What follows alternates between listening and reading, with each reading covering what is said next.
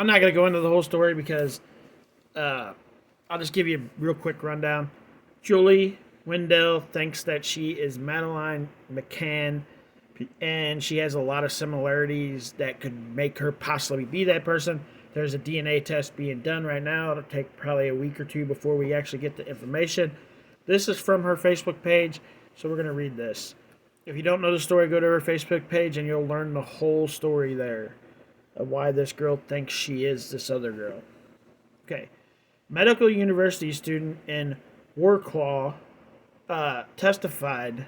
So I read on the internet that he saw Madeleine McCann a few days after her abduction in Warclaw. I happen to live in Bristol all the time and have only been living in another city for a year. After several years of hurting me, I recently decided to confront this P, which was not very responsible.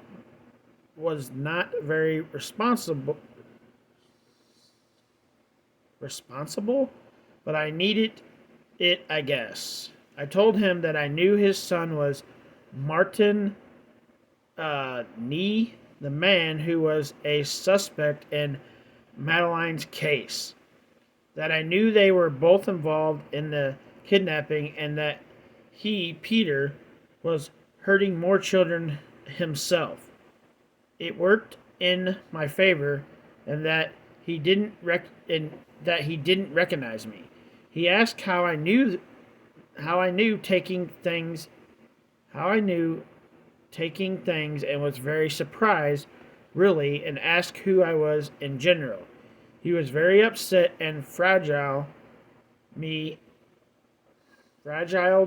in the face with his fist as soon as I told him who I was and that I knew everything. Like this there's so many things in this that makes me want to believe that this girl is who she says she is. But she might not be either.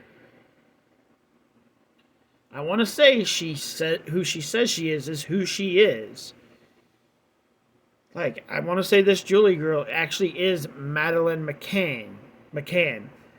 But, we're going to have to wait another week or so, maybe 2 weeks. If it ends up this girl is who she thinks she is, this story's going to go poof, and it's going to blow up. It's going to be a huge story.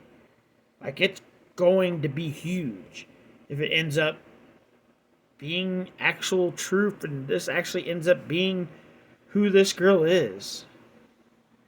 Because there's a lot of unanswered questions once that comes out.